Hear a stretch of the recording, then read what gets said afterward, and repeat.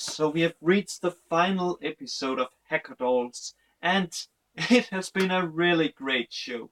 I was looking forward to it when I saw the first picture, and I'm so happy that it didn't disappoint me. I've really enjoyed it. There's been some episodes that I've been like, okay, okay, and I must admit, it wasn't as crazy and stuff as the first episode. Some of the episodes, it is actually toned down, and of course, that is a bit sad because I liked the craziness of the first episode, but still, it's a really great episode, especially this one because it has a really important message to us, the viewers, and that is that even if people tells us it is wrong for you to basically read the manga and stuff, or stuff like that contains little girls. You know what I mean? Mangas with little girls, lollies and stuff.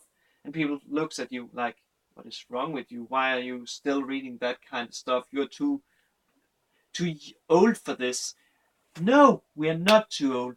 If we like that, if we like to read mangas with lollies, if we like that with big-breasted women, if we like, yeah, berserk, etc., etc. If we like 11 Beasts. I could pull a lot of mangas out. Omamari Himari. It doesn't matter what it is. We have the right to like it. It's nothing wrong. It doesn't hurt other people that we read it. It doesn't hurt them. So there's no reason for us to change. And that's also why, if you like an anime, but hundreds of other people says that it's shit, still, if you like it, it's still successful and it's still good for you because it's your opinion and you have your right to that. You have that right. For example, I may not like an anime that a lot of people loves. I think a lot of people actually love Sword Art Online's first season. But when I thought back, I realized that I hated the first season even though I have the entire season. I realized that I enjoyed the second season much more, but I hate the first season. And actually, I hate Sword Art Online when I think about it.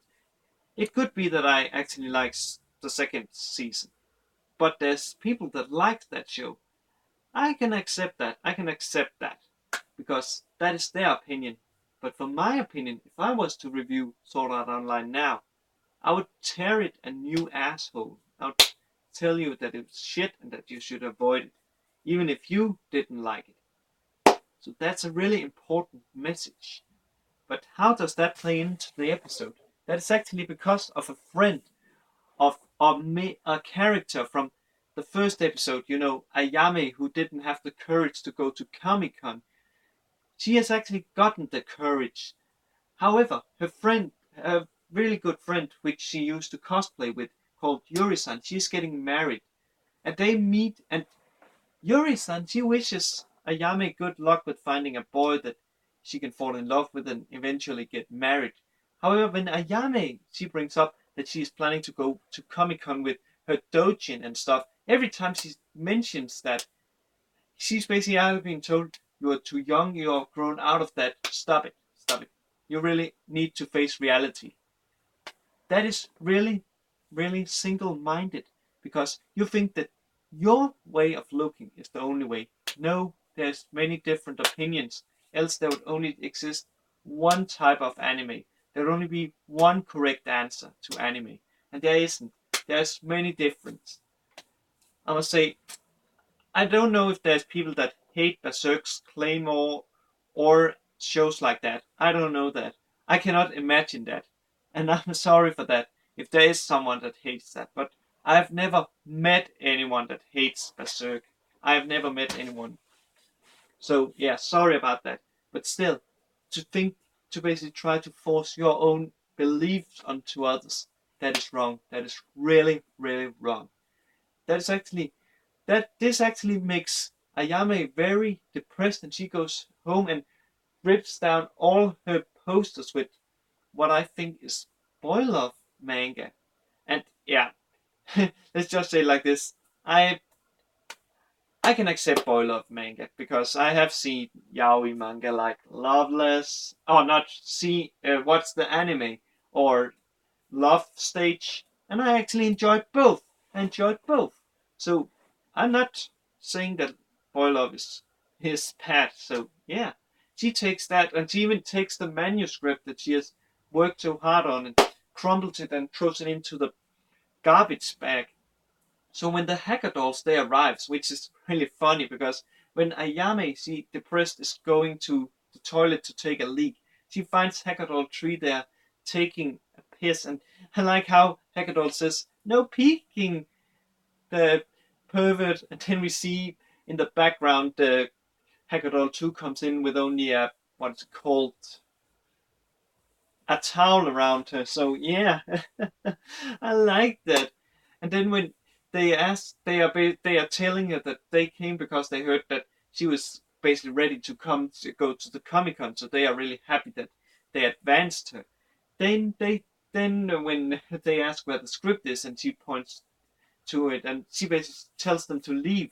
And I can see what she is. She's basically angry that someone is trying to rip up on the feelings that she's trying to suppress because she likes this. She likes this, but she thinks it's wrong, so she tries to push it down. And that actually can cause depression. Believe me, I have tried that. I've had a minor depression over that. Not one that I had to get medical help for, but still, it is not a nice thing.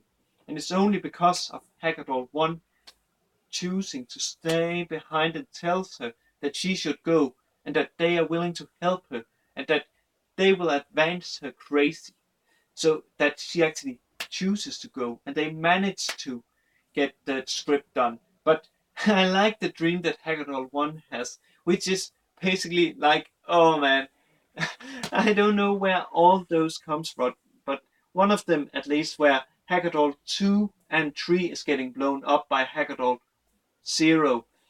I know Hacka Doll Zero is basically a parody on Frieza with blowing up Krillin.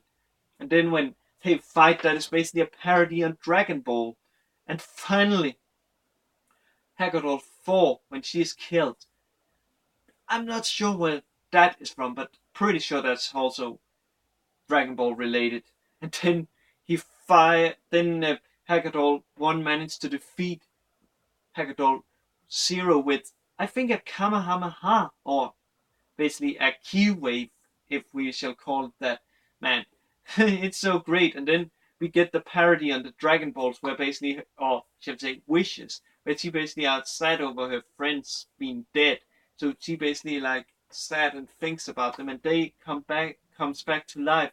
And all those that is basically like what's it called, delinquent and rockers and stuff, they have been turned into normal people. However, it was all a dream, but still, this was a freaking good episode, and this series that was freaking good. I must say, I'm a bit sad that there doesn't exist a Hacka Doll 2 figurine yet. I know that there exists one Hacka Doll 1 figurine thanks to Crunchyroll, but I'm not interested in her. I'm interested in Hacka Doll 2. And yeah, I also need to think about, because I have like Rory figurines and a special figurine coming in, I think, August, which I'm really looking forward to. And yeah, before I start going too much off topic, I think I'm gonna wish you all a good day, good night, wherever you are, and I will see you later, guys. Cheers.